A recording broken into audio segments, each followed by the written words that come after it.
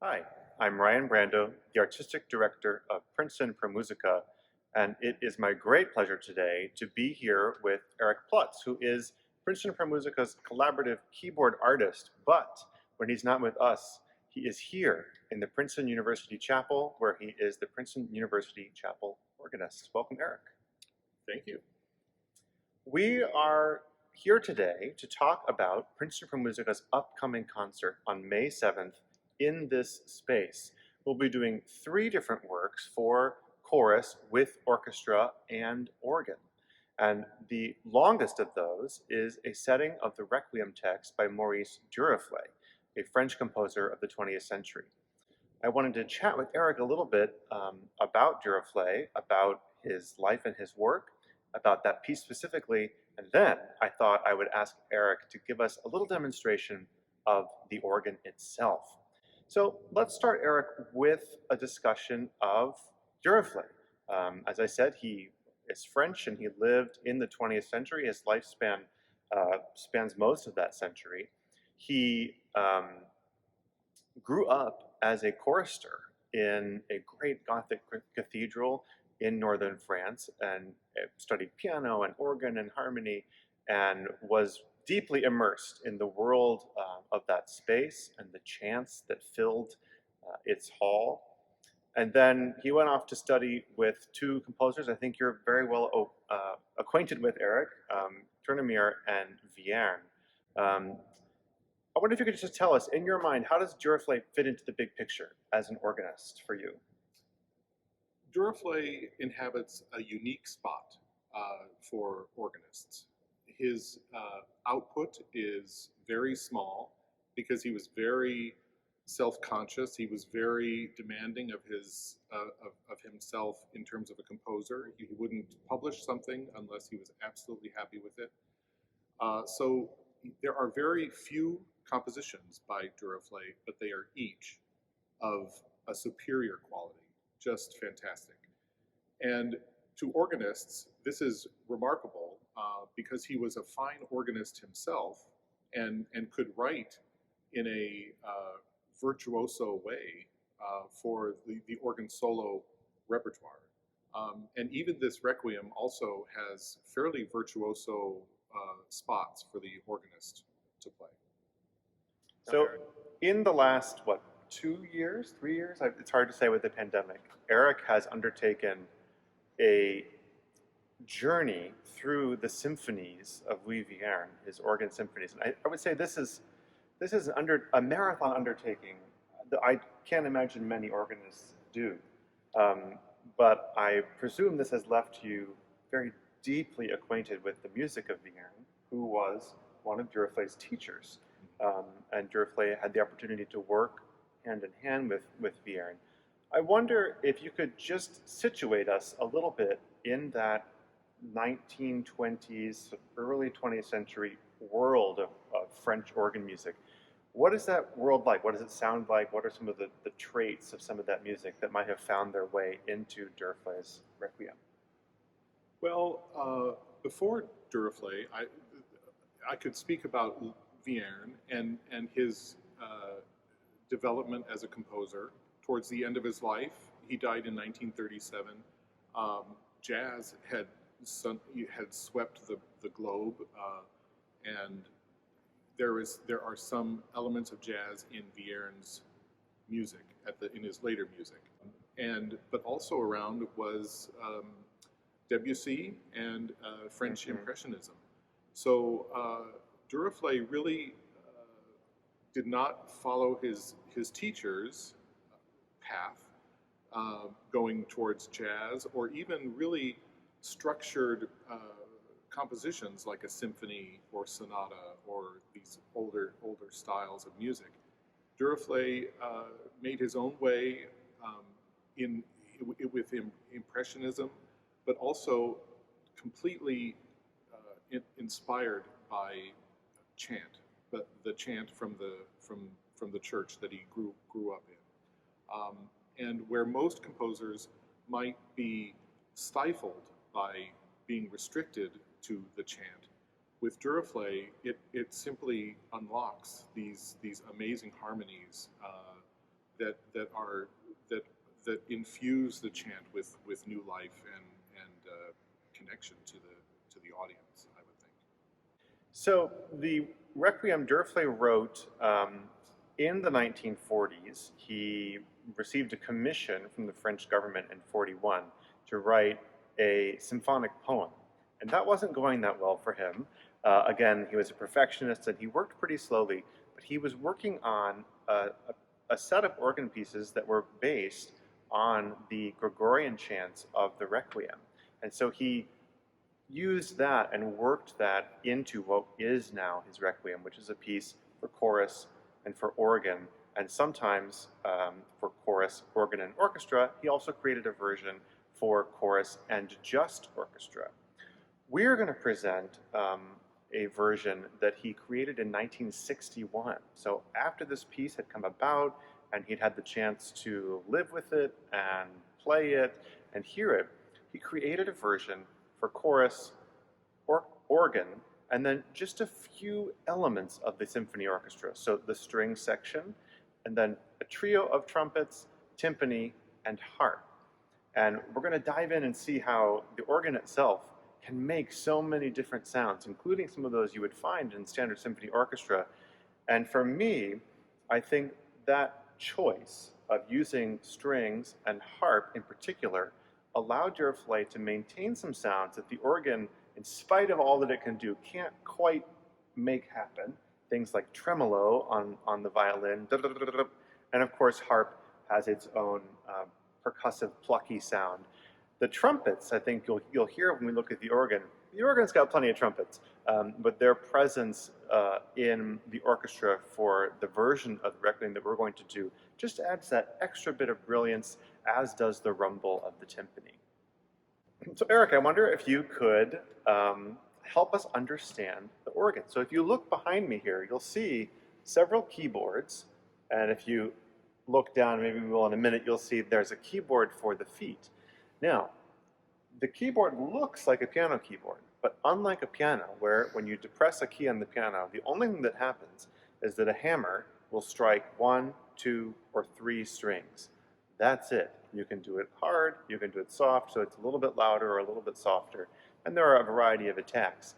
But Eric, what happens here when you press one of these keys? What happens?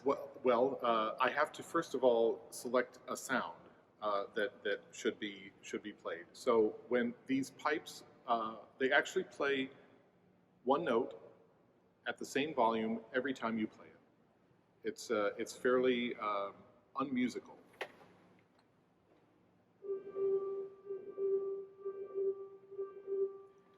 That pipe will play that note at that volume every time.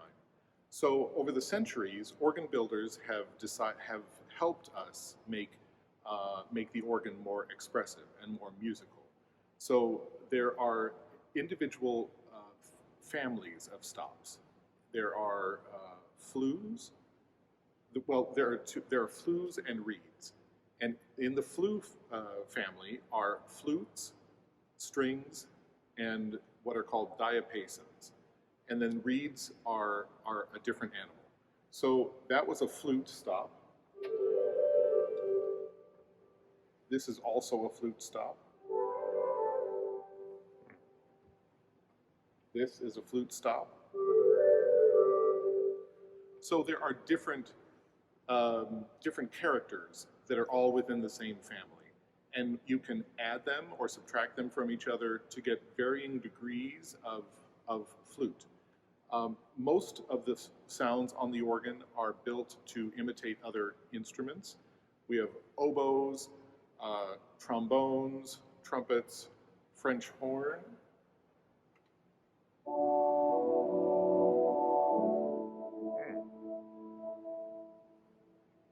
We have a clarinet.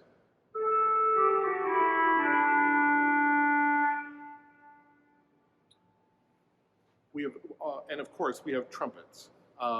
Lots and lots of trumpets of varying sizes and scale. This is a somewhat smaller trumpet, whereas this is a larger trumpet.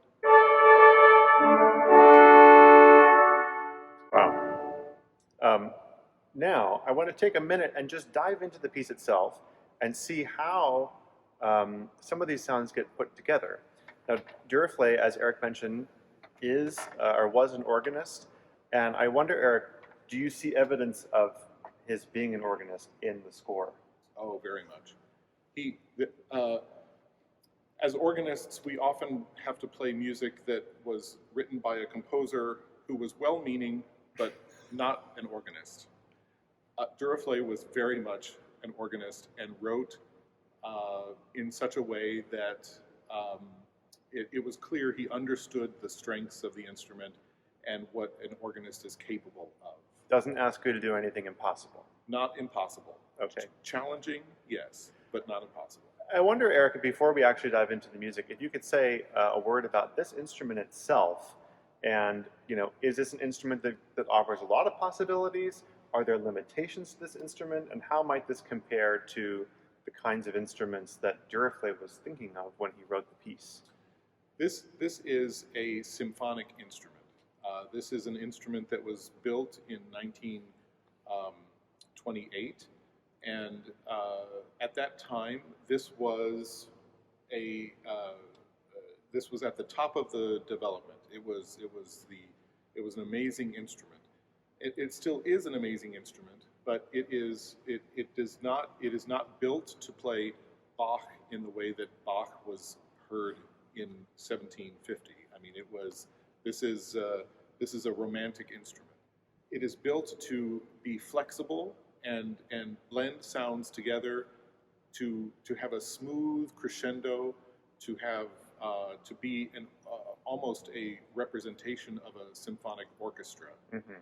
And that is along the same line of the kind of instruments that Duruflé would have heard or been familiar with in his lifetime in Paris, France as well.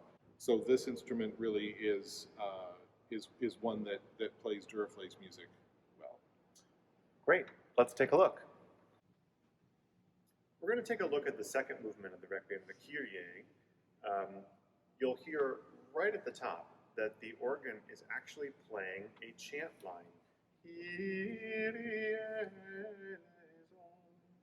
And Eric, how does Duruflé tell you what to do?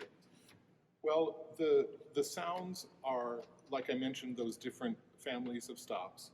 Duruflé indicates in the score, and many French composers of his era did this as well, indicated which sounds to use in a fairly general way, but also in a direct way. He says to use the principal sounds on the grate. So these are just organ sounds. Yes, these are not imitations of other instruments. This is the one sound that the organ makes that no other instrument makes. And this is in French. It's called fond, F-O-N-D-S, foundation stops, foundations. Let's hear a bit. So this is the foundation sounds, and then also one or two of the organ's trumpets.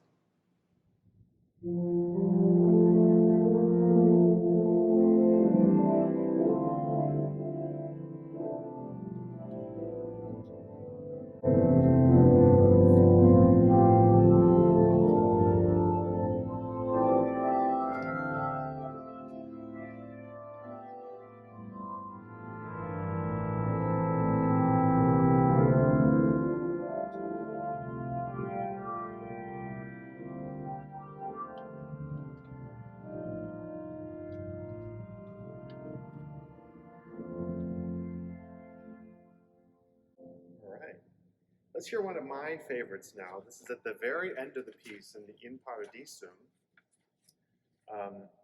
Duruflé hands off the chant to the organ. So the chorus does not end singing a chant melody. Instead, we hear it in this beautiful flute on the organ, sort of soaring up above the chorus below.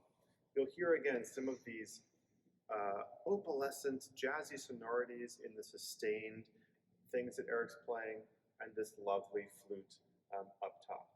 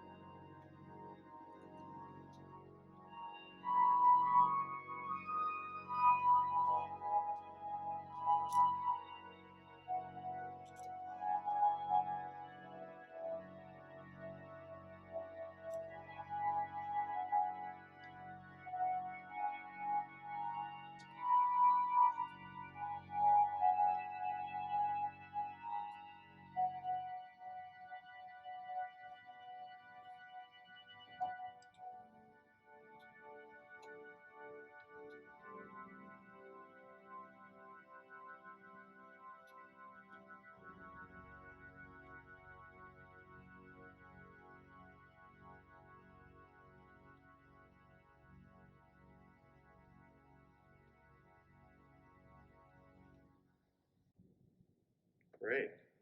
Now, that's the peaceful ending of the Duruflé, but this concert is called Shout for Joy.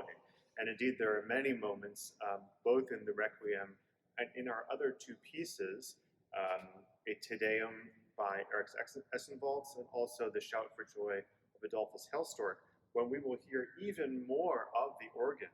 Sometimes organists are given permission slip to give us full organ or the whole kit and caboodle. And I wonder, Eric, if you could give us just a taste of what that might be like on this instrument.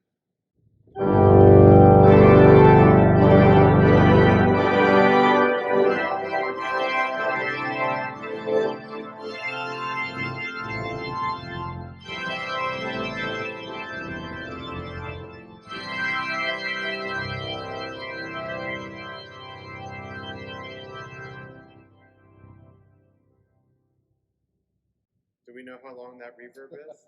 3 or 4 seconds. 3 or 4 seconds. Wow.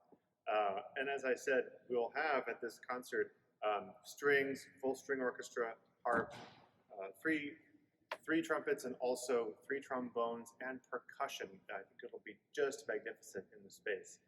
So thank you for that demonstration of these sounds, but I wonder if we could talk just for a second about some of the peculiar challenges of playing the organ. You might have seen Eric lift a thumb up to a different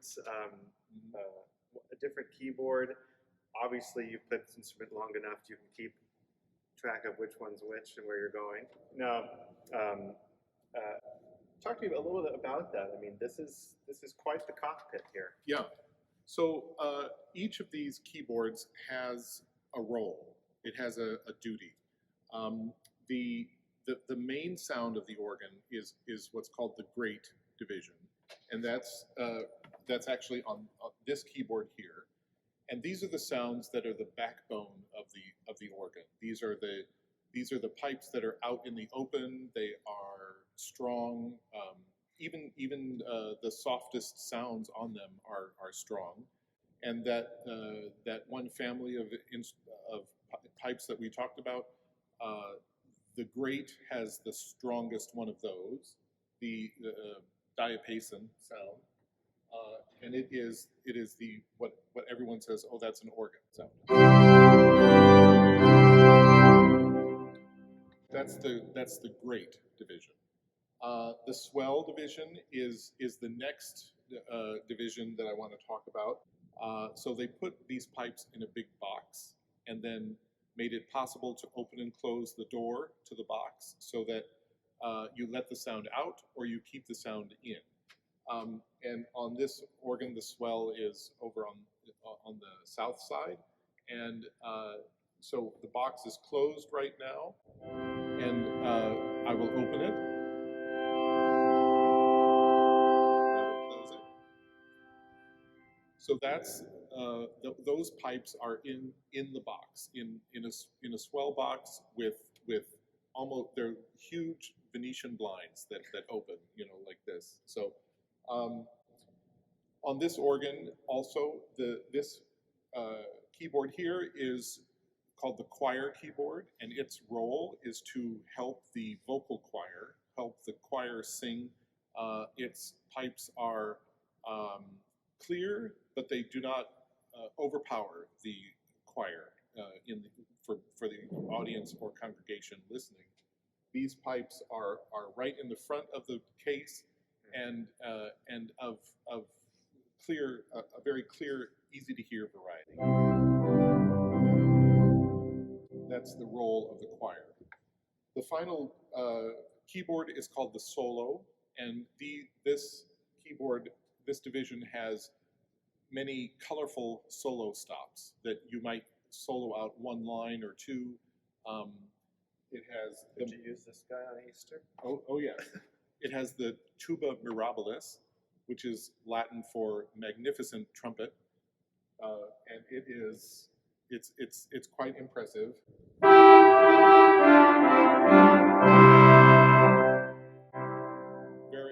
Very strong. There are varying degrees of wind pressure for these pipes in the different divisions. That rank of pipes has by far the highest wind pressure, 25 inches of wind for that then of course the pedal is the remaining division, and many of the bass pipes of the organ are there. And on this organ, it has this is the first time that this particular rank was used, and it is built to be the organist here wanted a 32-foot string, which is a very, very low string sound, and those pipes would be too big.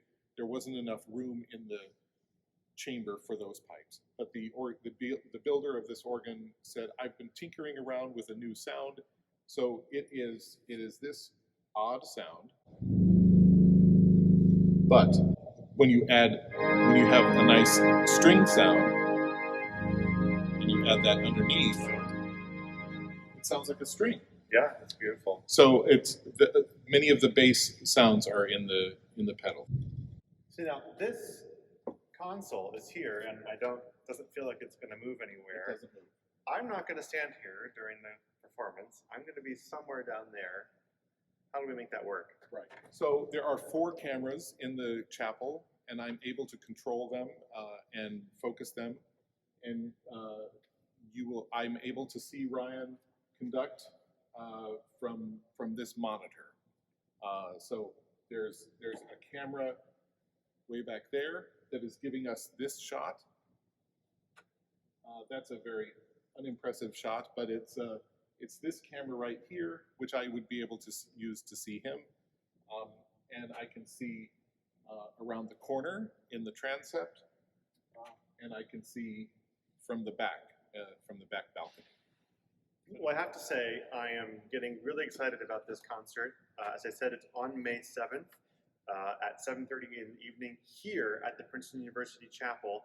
We are so fortunate to be able not only to work with Eric and to have access to this marvelous instrument, but to have it heard in this magnificent space. Princeton University Chapel is one of the biggest collegiate chapels in the country, and it has a sound all its own. We hope you'll come and hear what that sound is with us as we fill this space with sounds of great tranquility and, of course, shouts for joy.